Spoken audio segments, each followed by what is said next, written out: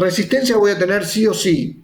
El tema es si el fenómeno de la resistencia me va a aparecer en forma mucho más rápido de lo que tendría que aparecer, o yo puedo retrasar ese fenómeno en el tiempo porque no ejerzo una presión de selección muy definida, que eso está dado por la cantidad de tratamientos que hay en el año que hago y con un mismo producto.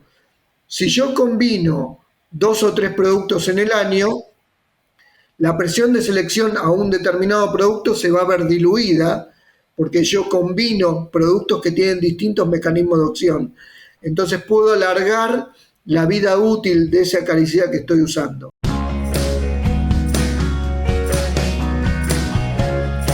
Buenas tardes, bienvenidos a Carnecast. Soy Mauro Venturini y hoy tengo el agrado de compartir esta charla con el doctor Cristian Cutulé. Buenas tardes, Cristian, tanto tiempo, ¿cómo estás? ¿Qué tal? Buenas tardes, Mauro. Muchas gracias por la invitación. No, al contrario, gracias a vos por tu tiempo. Bueno, les comento, Cristian es un técnico de INTA, ya nos va a contar con más detalle su background, pero a modo de introducción les quiero comentar de que Cristian es especialista en el tema de resistencias y tratamientos contra ácaros, específicamente garrapatas, que es el tema central para el día de la fecha. Así que, Cristian, te pido si querés presentarte, contarnos un poco tu historia, tu background y, bueno, acerca de los resultados de tu doctorado en Australia y tu retorno a Argentina para trabajar en INTA, donde te encontrás ejerciendo la profesión hoy. Bueno, yo soy egresado de la Universidad Nacional del Centro de la provincia de Buenos Aires, en Tandil. Egresé en el año 96 como veterinario. Después hice prácticas de laboratorio y a campo en San Carlos de Bolívar. Y en el año 97 me presenté a INTA Castelar para una beca de iniciación, donde mi director de beca fue Carlos Sedi, y en el tema de que yo me había postulado era el tema de resistencia a drogas antihelmínticas.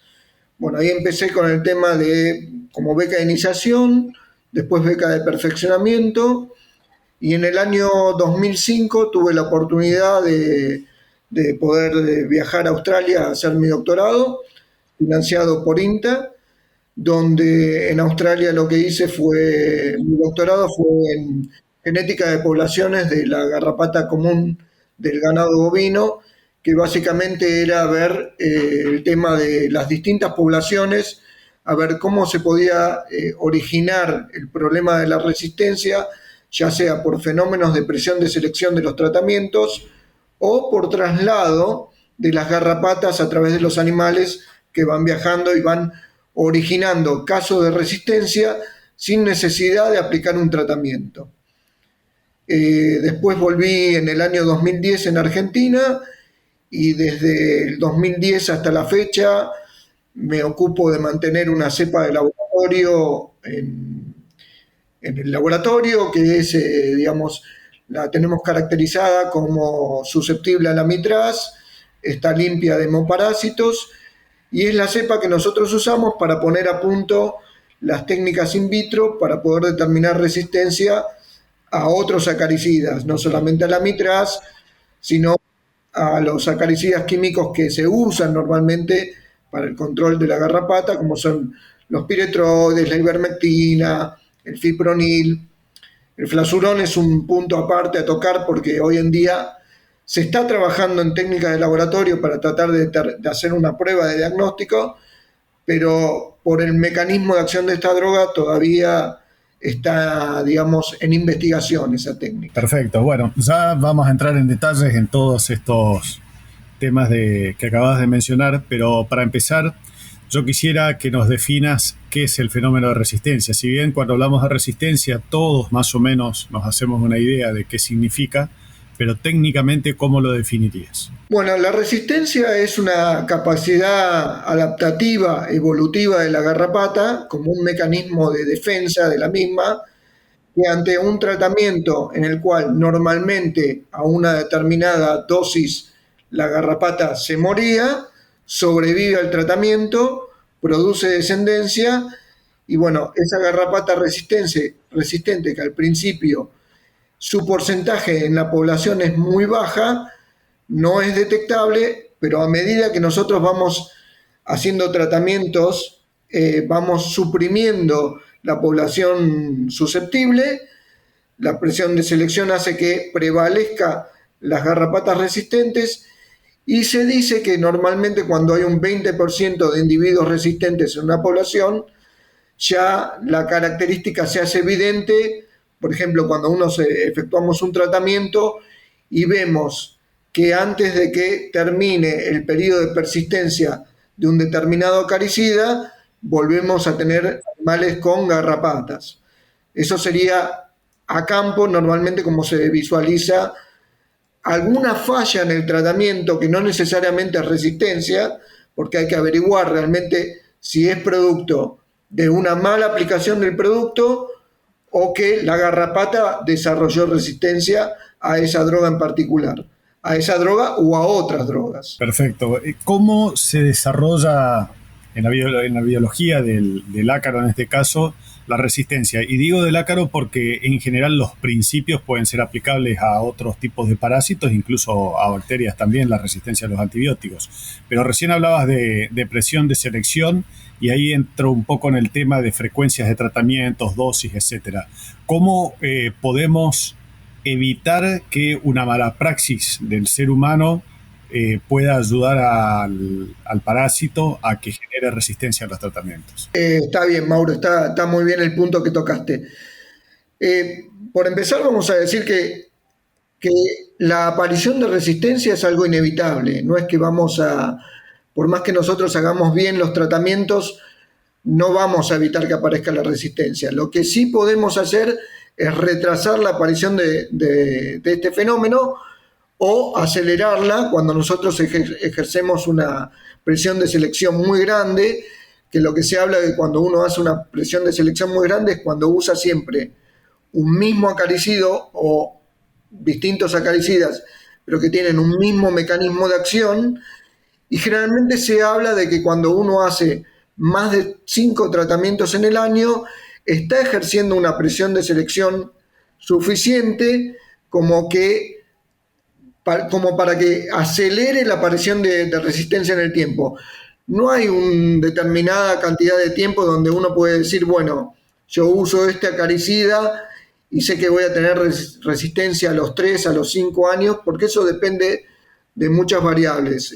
Por ejemplo, no solamente está implicado el uso del acaricida, sino también que puede ser que nosotros tengamos garrapatas provenientes de otros establecimientos que ya vienen con una presión de selección X y nosotros usamos un determinado producto y al poco tiempo esa garrapata desarrolla resistencia a ese producto que nosotros usamos por ahí 3, 4 veces al año.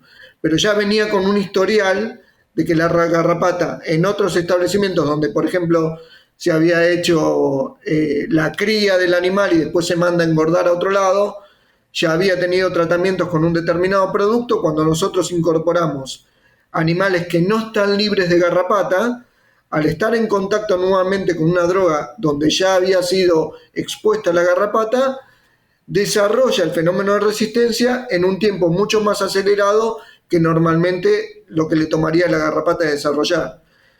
Por eso es importante conocer, primero, cuando uno va a hacer un tratamiento antihelmíntico o acaricida, hacer una prueba de laboratorio que me permita saber el estatus, la situación actual donde estoy parado, para saber si el organismo blanco al cual yo voy a tratar, en este caso la garrapata, es susceptible a la droga que yo le voy a aplicar. Normalmente estas pruebas no se hacen y los laboratorios que hacen las pruebas son requeridos o son llamados o son contactados cuando el problema ya es evidente. Entonces la idea un poco de esto también es promover que la gente se acostumbre a hacer un diagnóstico, un envío de muestra al laboratorio para saber en qué situación está parado, para ver si está haciendo tratamientos con un producto que efectivamente no anda o que sí anda, pero que lo tiene que cuidar para tratar de usarlo en momentos puntuales. Hoy en día Los tratamientos para el control de garrapata no son como se hacían hace 20 o 30 años, donde en algunos casos donde había que erradicar a la garrapata, se hacían tratamientos supresivos.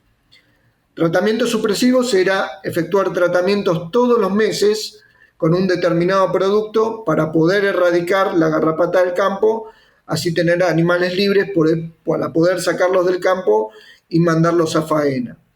Bueno, hoy en día ese concepto está dejado de lado porque justamente ese tratamiento supresivo lo que hace es acelerar el fenómeno de resistencia y después es muy difícil volver para atrás. Una vez que está instalado el fenómeno de resistencia, está descrito en el caso de la mitraz que uno puede volver para atrás, pero son por pocas generaciones. Al poco tiempo vuelve a resurgir la resistencia a ese acaricida. Bueno, trataste dos temas muy importantes. Por un lado, los tratamientos y por otro lado, el diagnóstico de resistencia. Sobre esos dos temas me gustaría explayarnos, pero primero que nada, quisiera que nos cuentes cómo el productor se da cuenta o cuándo debería sospechar de que empieza a tener problemas de resistencia. Bueno, un poco viene cuando uno efectúa el tratamiento, dependiendo de la acaricida que uno esté usando. Normalmente en el marbete del producto usado hay un periodo que dice persistencia del producto a usar. En el caso más común de las lactonas macrocíclicas, las ivermectinas, las doramectina, el moxidectin, tienen normalmente periodos de persistencia que van entre los 21, los 35, hoy en día también los 42 días, dependiendo de si son ivermectinas de larga acción o no. Perdón, Cristian, eso sería el tiempo de acción del tratamiento. Desde que yo apliqué el tratamiento, ¿cuánto tiempo debería cubrirlo al animal de la acción de esos parásitos? Ok, perfecto. Exactamente. Ese es el periodo de persistencia que tiene el producto en el cual yo aplico el tratamiento y por ese periodo de persistencia yo tendría que estar cubierto que si el animal está en una zona con garrapatas, la cantidad de garrapatas que pueden subirse al animal y desarrollar su ciclo en él tienen que ser muy pocas tienen que ser. En cambio, si tenemos un fenómeno de resistencia, no solamente vamos a ver que hay una mayor cantidad de garrapatas, sino que la aparición de garrapatas se cumple mucho antes de que termine el periodo de persistencia. Por ejemplo, si tenemos una ivermectina de larga acción cuyo periodo de persistencia es de 35 a 42 días, nosotros desde la aplicación del producto por ahí vemos que el animal vuelve a tener garrapatas y en buena cantidad a los 10 días, a los 15 días, lo cual es una situación bastante frecuente hoy en día, sobre todo en la zona endémica de garrapata, principalmente en la provincia de Corrientes, por ejemplo. Esto hace, digamos, 20, 30 años atrás no era tan común, pero hoy lamentablemente la garrapata ha desarrollado resistencia a todos los productos químicos, a todos los acaricidas que normalmente se usan para el control de la garrapata, que van desde la mitraz, los piretroides sintéticos, los órganos fosforados combinados con algún otro acaricida, que pueden ser, por ejemplo, hoy en día también, el órgano fosforado combinado con un piretroide. Después tenemos las lactonas macrocíclicas y después tenemos las dos drogas, si se quiere, más nuevas entre comillas, porque ya tienen 10 a 15 años de desarrollo, que son el fipronil y el fluazurón. Cada uno de los acaricidas tiene distintos mecanismos de acción para ejercer sobre la garrapata, pero la mayoría de ellos, salvo el fluazurón, se caracterizan por afectar la neurotransmisión del parásito. O sea, afectan a moduladores, afectan a nivel de los canales de cloro, a nivel de los canales de sodio, de GABA, y producen algún tipo de parálisis con el cual afectan a la garrapata, en algunos casos incluso produciendo volteo, como es el caso de los piretroides. En el caso del fluazurón, que tiene un mecanismo de acción totalmente diferente, lo que hace es inhibir a la síntesis de quitina. La quitina es la cobertura que tiene la garrapata y eso hace que la garrapata no pueda desarrollarse o no pueda mudar. O sea, la garrapata para hacer el desarrollo sobre el animal va desde que es una larva que se sube al animal, pasa a ninfa, a metaninfa y después a un estadio adulto. Desde que pasa de larva a ninfa, la garrapata muda, o sea, tiene un exoesqueleto por el cual muda y se pasa a otro estadio. Y bueno, el floazulón lo que actúa es inhibiendo la síntesis de quitina, con lo cual el desarrollo de la garrapata en los distintos estadios se ve afectado. Esos son los mecanismos de acción que normalmente ejercen los acaricidas sobre la garrapata. Ok. Bueno, entonces supongamos que el productor identificó, sospecha de que esté teniendo problemas de resistencia, consultará a su asesor. ¿Y cómo hacer las pruebas de resistencia? ¿Cómo remitir las muestras? La idea no es dar un detalle muy extremo de cómo hacerlo, porque cada veterinario después se pondrá en contacto, pero al menos saber qué material necesitas para hacer las pruebas y básicamente en qué consisten las pruebas que están llevando a cabo. Está bien. Bueno, para poder determinar resistencia a un determinado acaricida hay distintas pruebas, pero tradicionalmente están lo que son las pruebas in vivo, en el cual uno normalmente tiene que formar grupos de animales donde hay un grupo tratado con una determinada droga, una acaricida X, y un grupo no tratado. Esos grupos de animales tienen que tener una carga pareja de garrapatas y no tienen que estar en contacto entre sí. Se hace la aplicación del tratamiento y al cabo de 21 días, y se sigue de acuerdo a la persistencia del producto que uno esté usando, se hace un recuento de las garrapatas en los distintos grupos. En el grupo que es tratado con el producto y en el grupo control no tratado. Después lo que se hace es comparar la cantidad de garrapatas que tiene cada uno de los grupos.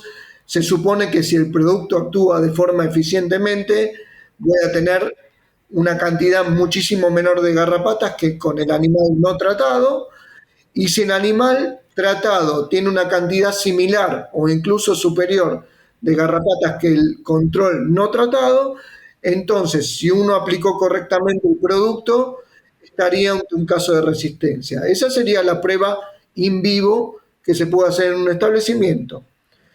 Después hay otras pruebas que se hacen a nivel de laboratorio, que son los bioensayos o pruebas in vitro, que tenemos pruebas con adultos y tenemos pruebas con larvas. Dentro de lo que son las pruebas con adultos está la prueba de inmersión de adultos, que lo que usa es la garrapata, la hembra, ese porotito que está sobre el animal, que es la hembra, que una vez que fue fecundada por un macho, está llena de sangre, es la que se va a desprender al suelo y va a poner los huevos de garrapata. Bueno, esas hembras son las que se usan para hacer la prueba de inmersión de adultos, y normalmente lo que se requiere para hacer esta prueba es una gran cantidad de garrapatas. Porque, por ejemplo, si uno piensa evaluar el estado de susceptibilidad o resistencia a la mitraz, a un piretroide, a la combinación de un órgano fosforado con un piretroide y a un fipronil, por ejemplo, ya ahí tiene 4 grupos más un grupo no tratado, y normalmente lo que se pide es un mínimo de 10 a 15 garrapatas por grupo. Entonces estamos hablando que se tiene que mandar al laboratorio entre 50 y 75 garrapatas para poder hacer la prueba. Ninguna de las pruebas in vitro que se hacen al laboratorio, ninguna prueba es perfecta, todos tienen ventajas y desventajas a la hora de hacerlo. Por ejemplo, la prueba de adulto lo que tiene de ventaja sería que al cabo de 15 días yo ya puedo tener una idea si el producto que estoy usando tiene buena eficacia contra la garrapata o no. La prueba normalmente termina al día 42, o sea, al día 15 yo lo que me fijo es si el producto que estoy usando inhibe la puesta de huevos de la garrapata adulta. Para esto es importante que las garrapatas que uno toma de los animales y la envía al laboratorio, tiene que llegar al laboratorio para hacer la prueba antes de las 36 horas desde que uno tomó la muestra hasta que se hace la prueba en el laboratorio. Por eso es muy importante es que antes de tomar la muestra de garrapatas uno contacte al laboratorio para avisarle que va a hacer una prueba, que quiere que el laboratorio le haga una prueba para ver si se dan todas las condiciones adecuadas, que el productor pueda entrar al campo, encerrar los animales, ver si los animales tienen garrapata, porque muchas veces sucede que uno va al campo a tomar la muestra y los animales no tienen cantidad suficiente de garrapatas para poder hacer la prueba para muchos acaricidas.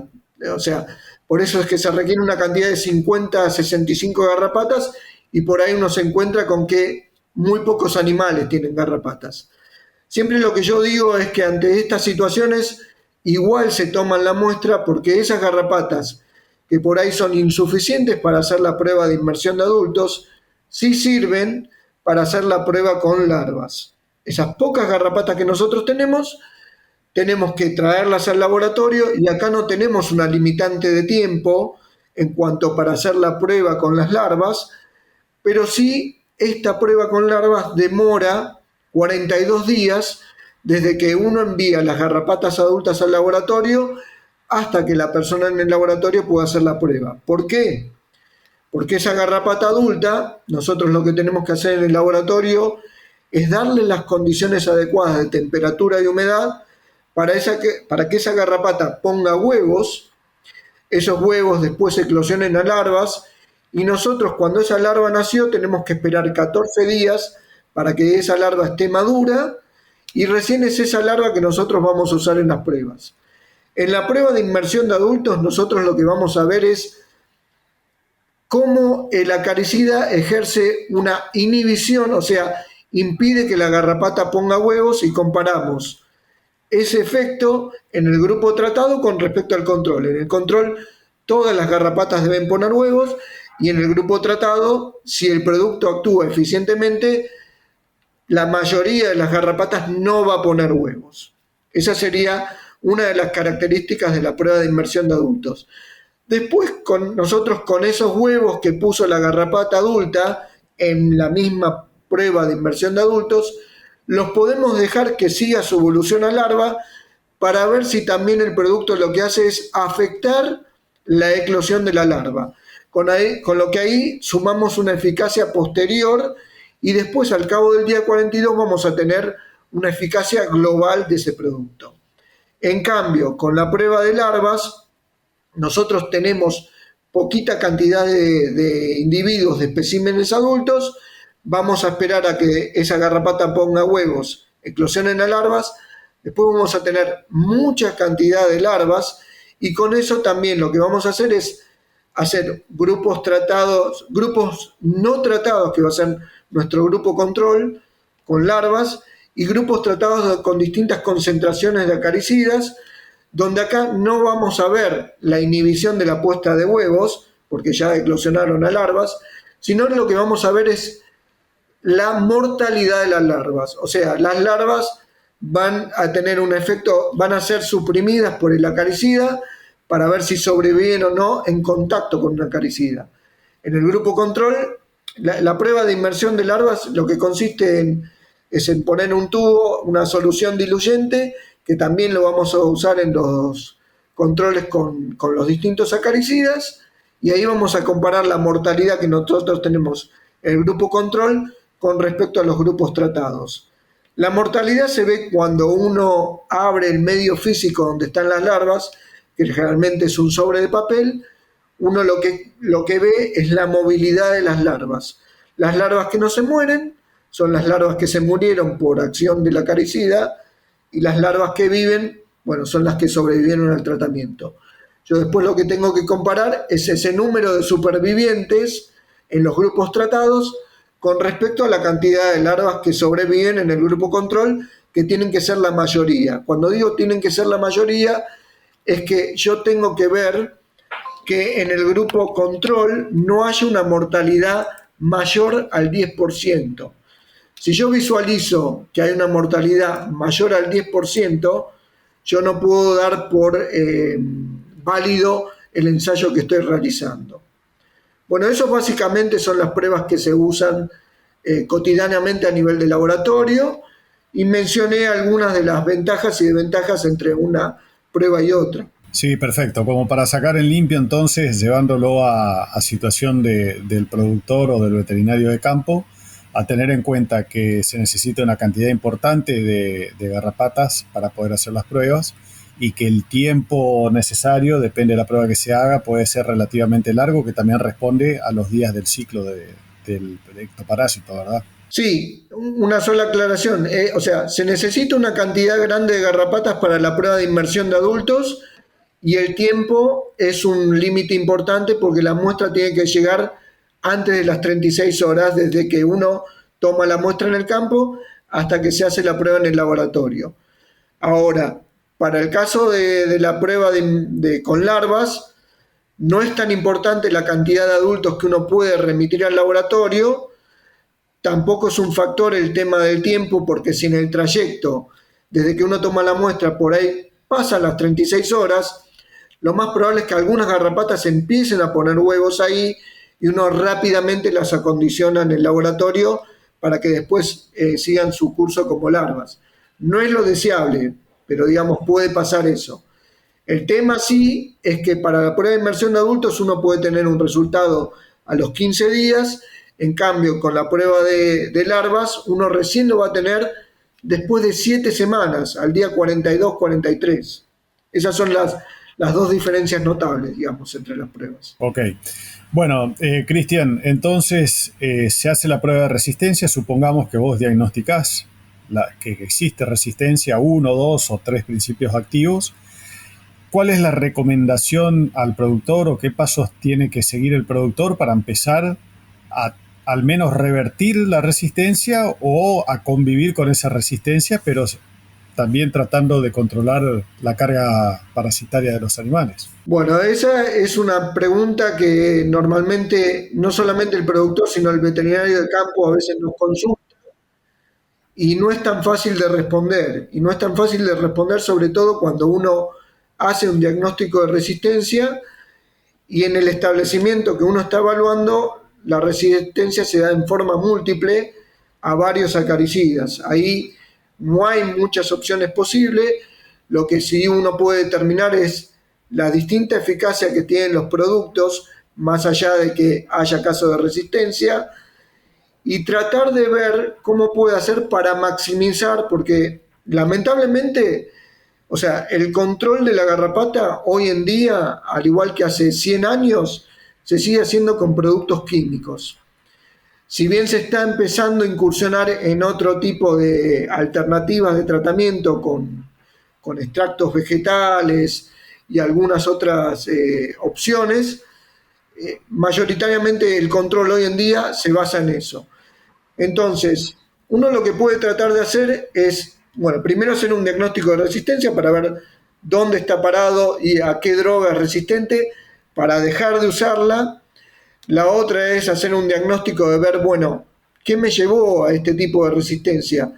¿Cuántos tratamientos en el año yo venía haciendo para suspender esa droga completamente, si fue la causante de la resistencia? Ver las distintas eficacias de los otros productos y en base a eso tratar de elaborar un plan que me permita no erradicar, pero reducir en principio la cantidad de garrapatas que uno tiene en el establecimiento, y una vez que la cantidad de garrapatas es controlada, si nosotros tenemos alguna droga que cumpla con buenos requisitos de eficacia por arriba del 90-95%, pensar en una erradicación. Pero una erradicación hoy en día no es tan fácil de decir, porque no es solamente que yo tengo que cuidar el porcentaje de eficacia que yo tengo en mi campo, sino también en los establecimientos vecinos. No es solamente una cuestión de los productos que yo uso en el campo, sino el estado de los alambrados, la cantidad de animales que uno trae de otros establecimientos para que hagan engorde, por ejemplo, o que yo traslado de un campo a otro. Entonces son varios factores. Uno de los factores, por supuesto, es la aplicación de drogas y la frecuencia con que yo uso esa droga. Pero después hay aspectos de manejo. Y para poder controlar, por eso digo que no es una pregunta sencilla de responder, también depende la estrategia que uno puede manejar de acuerdo a las instalaciones que yo tenga en el establecimiento. En la década del 80, en la década del 90 era muy común que en la zona de campos con garrapatas que haya bañaderos. Los bañaderos normalmente se cargaban o con amitraz o con piretroides sintéticos. Hoy en día también esos bañaderos se usan con órganos fosforados que están combinados con piretroides. Pero como decía anteriormente, la garrapata ya desarrolló resistencia al amitraz, a los piretroides, a la combinación de los órganos fosforados y los piretroides, y también a los productos que se usan en forma inyectable, como son las avermectinas, las lactonas macrocíclicas, y los productos que se usan purón, como es el fluazolón, el fipronil. Entonces, dependiendo de la instalación que tenga y el porcentaje de eficacia de determinado producto, va a ser las drogas que yo voy a tener que ver qué puedo usar.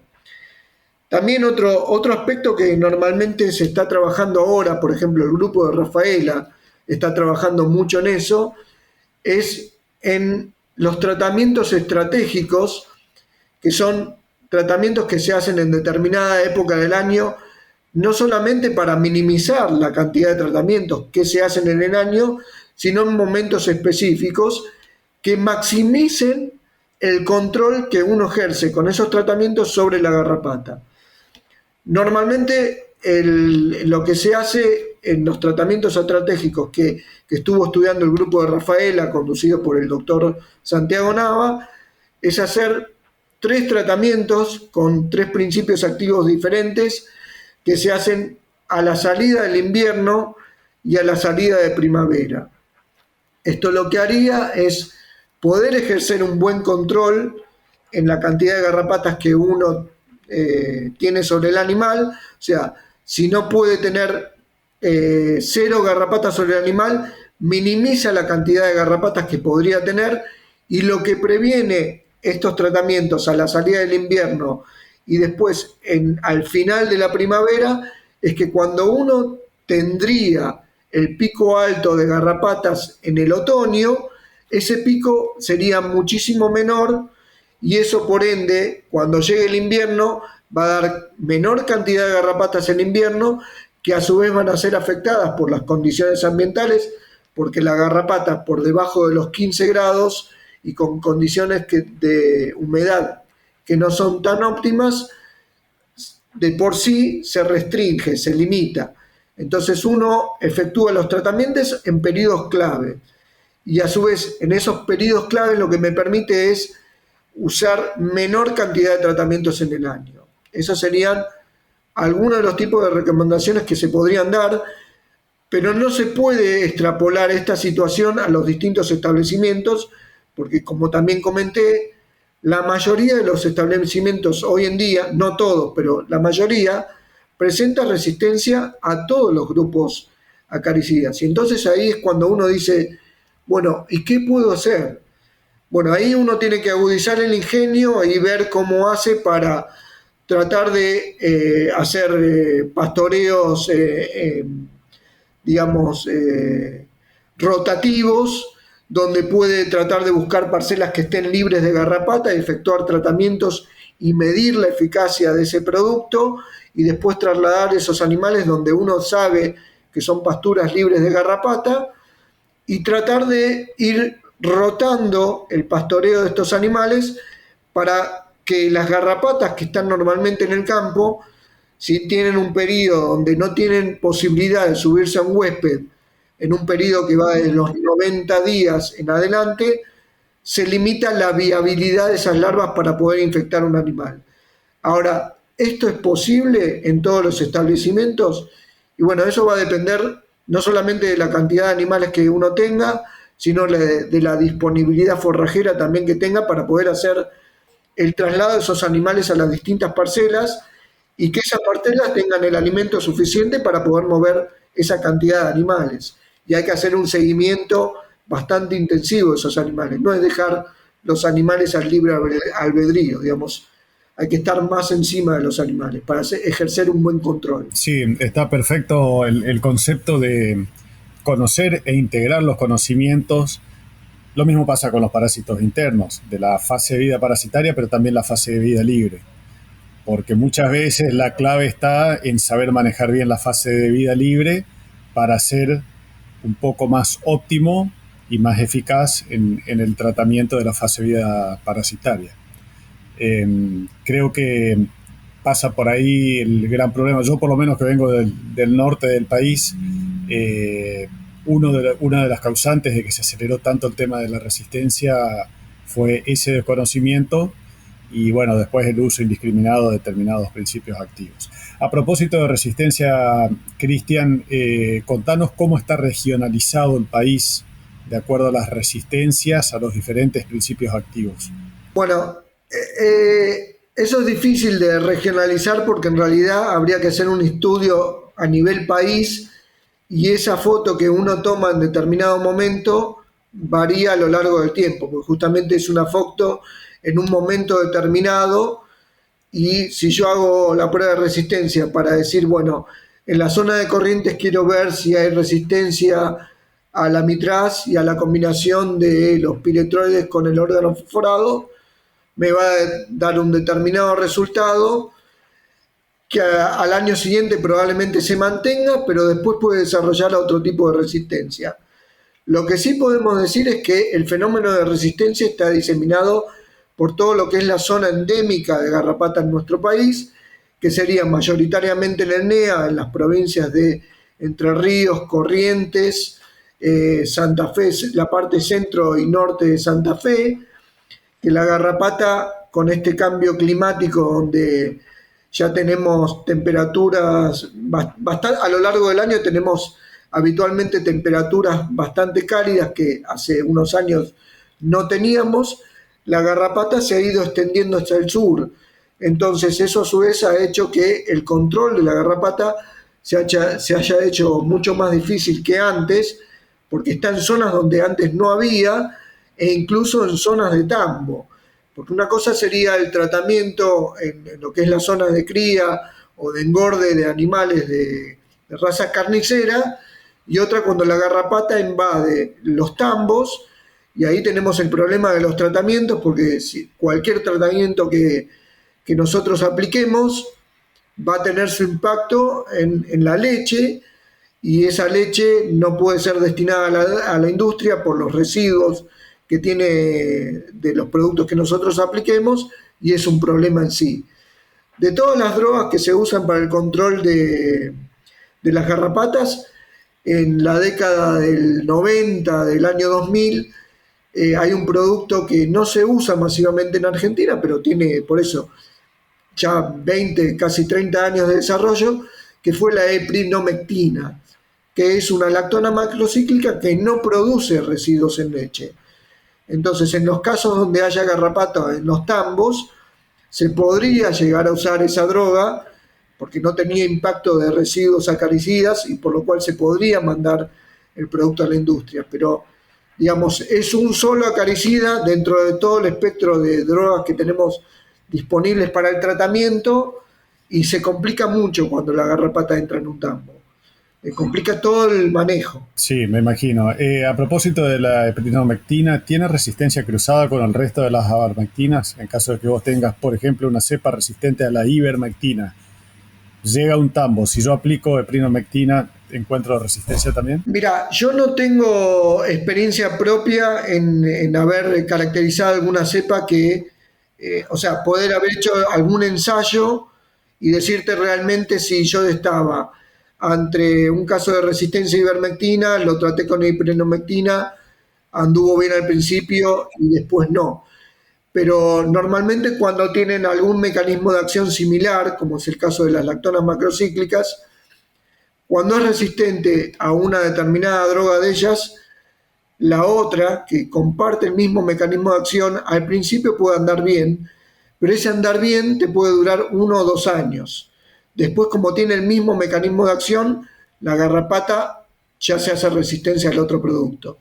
Eso es lo que ha pasado normalmente con los piretroides sintéticos, donde normalmente uno usaba cipermetrina y al principio no había problema, donde empezaba a haber problemas, bueno, usaba el flummetrin, andaba bien y después ya tenía O sea, no podía usar ninguno de los piretroides sintéticos y tenía que usar algún otro grupo químico. Entonces, no tengo experiencia particular para contestarte esa pregunta, pero la lógica diría que si comparten el mismo mecanismo de acción, en un corto tiempo, dependiendo de la frecuencia de uso de ese producto, y lo más probable es que desarrolle resistencia, porque si volvemos al inicio de la charla, resistencia voy a tener sí o sí. El tema es si el fenómeno de la resistencia me va a aparecer en forma mucho más rápida de lo que tendría que aparecer, o yo puedo retrasar ese fenómeno en el tiempo porque no ejerzo una presión de selección muy definida, que eso está dado por la cantidad de tratamientos que hay en el año que hago y con un mismo producto. Si yo combino 2 o 3 productos en el año, la presión de selección a un determinado producto se va a ver diluida porque yo combino productos que tienen distintos mecanismos de acción. Entonces puedo alargar la vida útil de esa acaricida que estoy usando. Esto no quiere decir que lo voy a poder usar indefinidamente, pero sí lo que voy a hacer es retrasar la aparición de resistencia en el tiempo. Sí, está entendido perfecto. La clave de la rotación de principios activos. Así que el mensaje para quienes tengan en el campo todavía bañaderos es que no los desarmen, que no los tapen, no los pongan en desuso, porque en algún momento puede ser incluido en la rotación de estrategias o principios activos para alargar la aparición o demorar la aparición de resistencia. Cristian, ¿cuál es el principio activo que se ve con más frecuencia de que haya presentado resistencia? Y hoy en día, en los casos que tuvimos en Corrientes, hay muchos casos de resistencia a la ivermectina, que esto puede ser producto también, no solamente porque se usa como una droga para control de la garrapata, sino que la ivermectina se usa también para el control de endoparásitos. Entonces, cuando uno está efectuando un tratamiento, si bien puede estar focalizando ese tratamiento al tratamiento de la garrapata en sí mismo, normalmente a lo largo del año, por ahí, por distintas situaciones, uno usó ese producto para el control de endoparásitos. Y ese control de endoparásitos indirectamente está también ejerciendo una presión de selección sobre las garrapatas. Sobre todo por eso, en la zona donde convive los parásitos gastrointestinales con la garrapata, es frecuente que, por ejemplo, hoy en día es muy común el uso de ivermectina, pero cuando recién se empezaban a usar, era una droga que daba muy buen resultado porque controlaba tanto endo como ectoparásitos. Pero después, en algunos casos, cuando se empezó a tratar de controlar a la garrapata con ivermectina, veían que rápidamente desarrollaba resistencia. Y eso es porque ya se venía usando esa droga para el control de los endoparásitos.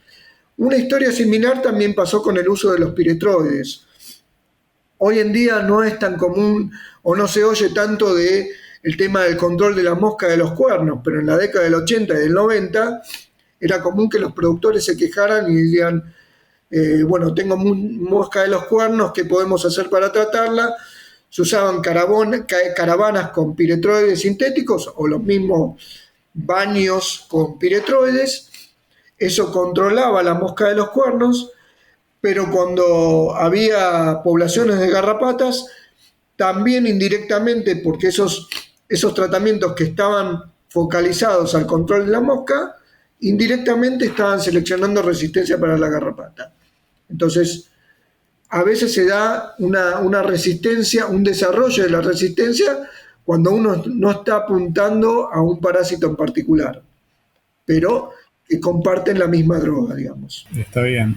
Cristian, hoy comentaste sobre tratamientos alternativos y algunas investigaciones que están haciendo ustedes con extractos vegetales. ¿De qué se trata y en qué etapa de la investigación se encuentran, en qué grados de avance? Sí, un poco viene a cuento de la última resolución del SENASA para el control de la garrapata, que fue del año 2017, la resolución 382, que lo que busca promover es el uso estratégico de los acaricidas, no solamente para minimizar el desarrollo de resistencia, sino también para producir la menor cantidad de residuos de los acaricidas en los tejidos de los animales.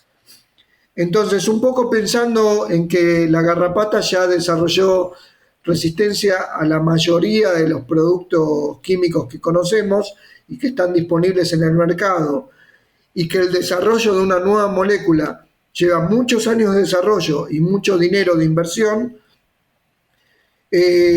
nosotros buscamos en la bibliografía y en otros países que ya habían evaluado principios activos provenientes de plantas o de árboles. Nosotros en particular lo que hicimos fue a través del árbol del paraíso, con los frutos del árbol del paraíso, extraer extractos vegetales, y ese extracto crudo, así como está, enfrentarlo a las garrapatas y ver si tenía algún tipo de efecto.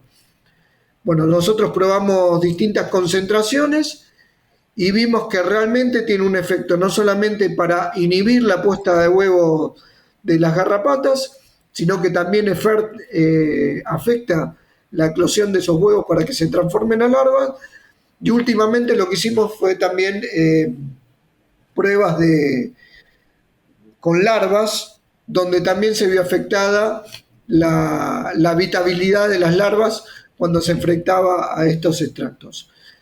Lo que estamos abocados hoy en día, porque fueron pocas pruebas, habremos hecho unas 20 pruebas con adultos y unas 15 con larvas, es determinar qué concentración del extracto mataba completamente a las garrapatas o inhibía la puesta de huevos.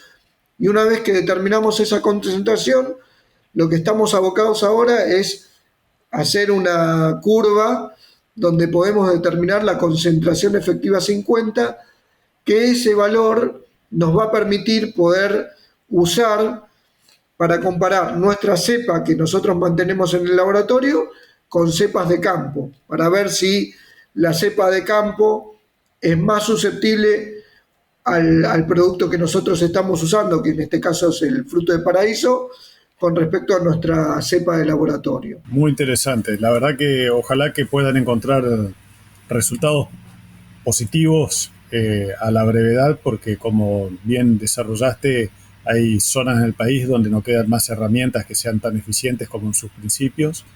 Y además, ojalá que los usuarios aprendamos a tener los cuidados que corresponden para extender la vida útil y efectiva de este nuevo tratamiento lo máximo que se pueda.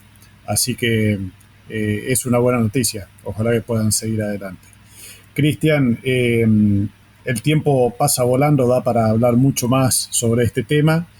Me gustaría conocer tu opinión o si tenés alguna sugerencia de cómo seguir tratando este tema, con qué persona, con qué técnico se te ocurre, porque creo que para el productor sobre todo será muy útil poder brindarle las actualizaciones correspondientes para que trate de ver cómo solucionar estos problemas de resistencia, porque insisto, como dijimos en más de una oportunidad, esto viene avanzando de norte a sur y hoy si uno se imagina una foto instantánea, yo sé que vos decís que es subjetiva, pero como para tener una idea, prácticamente desde el norte de la provincia de Buenos Aires hacia arriba deberíamos pintarlo todo de rojo. Así que nos está afectando a la mitad del territorio nacional, pero seguramente a más de la mitad de la población bovina el tema de la resistencia a los principios activos. Por lo tanto, me gustaría poder seguir este tema y por eso te pido esa sugerencia. Sí, mira, yo lo que te decía es que no puedo hacer una regionalización porque sería hacer una foto de un estudio que hicimos en el 2017 y hoy SENASA está haciendo un estudio donde también están involucradas las facultades veterinarias de la Universidad del Nordeste, la Universidad del Litoral y distintas estaciones experimentales de INTA, donde están tratando de hacer un diagnóstico de situación de la resistencia actual. Pero eso también va a ser una foto de hoy que después va a cambiar, pero eso les va a servir para saber dónde están parados.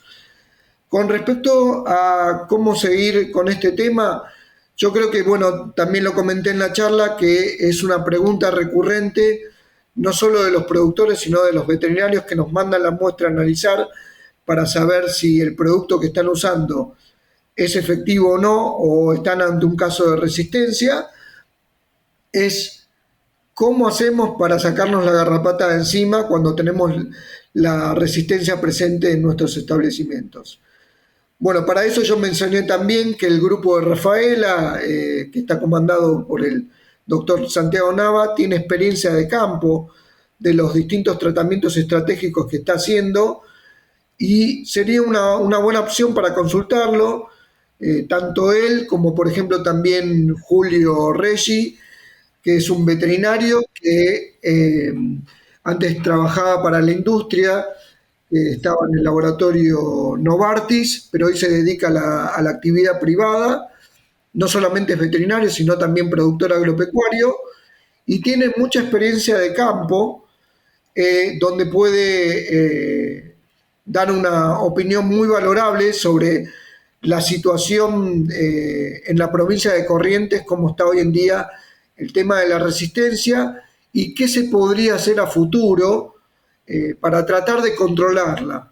Yo ya no digo de erradicarla porque la garrapata hace años que sigue en nuestro país, tenemos zonas endémicas y son muy pocos los países que pudieron erradicarla. O sea, para Estados Unidos pudo erradicarla en el sur de lo que es la parte de Texas, pero recurrentemente tiene brotes cuando pasan animales de México a la frontera con Texas. Entonces, si bien está erradicada, tienen algunos brotes. Bueno, yo creo que, bueno, volviendo a las personas, tanto Santiago Nava como Julio Reggi podrían ser buenos representantes para ahondar en lo que es el tema de tratamientos a campo y el control de la garrapata. Bueno, muchas gracias por la sugerencia y Cristian, de nuevo, muchísimas gracias por tu tiempo porque nos actualizaste un montón sobre este tema y, insisto, es de mucho interés y de mucha preocupación para la mayoría de las personas que están involucradas en la producción de carne bovina. Muchas gracias, Cristian, y un gusto haber compartido con vos. Bueno, yo te agradezco a vos, Mauro, y a Fabricio por la invitación a poder hablar de este tema. Y bueno, hasta la próxima vez. Será hasta la próxima. Muchas gracias. Saludos, gracias.